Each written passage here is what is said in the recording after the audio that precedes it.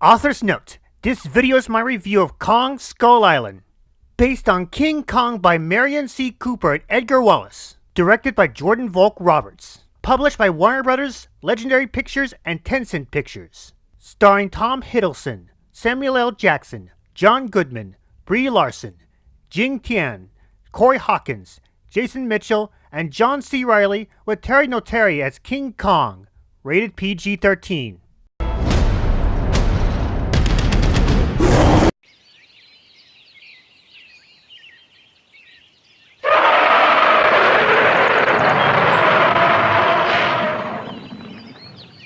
Originally, I thought I wouldn't have time to review Kong Skull Island, but lo and behold, I actually do, so let me get down to business.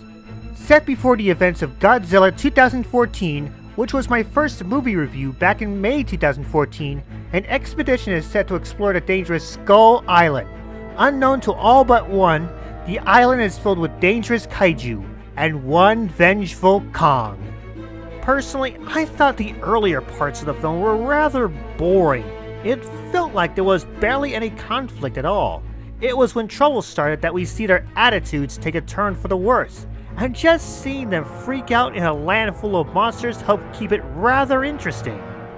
But of course, you want to root for King Kong, or just Kong in general. Every time that huge gorilla shows his face, you know he's gonna pull off something awesome, and I don't care who's on the receiving end. I also liked his more heroic portrayals as opposed to the previous King Kong movies. The natives were also portrayed in a more positive light as well. However, if I did have a favorite character outside of the big gorilla, it would be Samuel L. Jackson's character of Preston Packard, a lieutenant colonel who was fixated on revenge against Kong for the death of his comrades. His obsession with trying to take out the big ape is what drives him to put the mission, his teammates, and even the entire environment in grave peril. And boy, is he crazy as heck! You would expect an entire island to be massive in a movie like this, and they do pull it off. But the layout is nothing compared to the occupants, especially the skull crawlers, giant lizards that put all of Jurassic Park to shame, especially the Indominus Rex. Speaking of which, the climax of this movie is perhaps the best part of the movie. You will enjoy every part of it. And besides, I think Kong vs. a giant skull crawler is much better than the T-Rex vs. the I-Rex.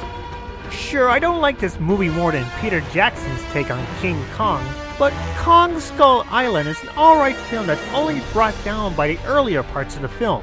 Everything else about this film, especially the big Kong, makes it more interesting and definitely worth a look. One day, we'll see Kong and Godzilla go up against each other in an epic battle. Actually, the Kong vs. Godzilla movie is going to release in 2020, so keep your eyes peeled, okay?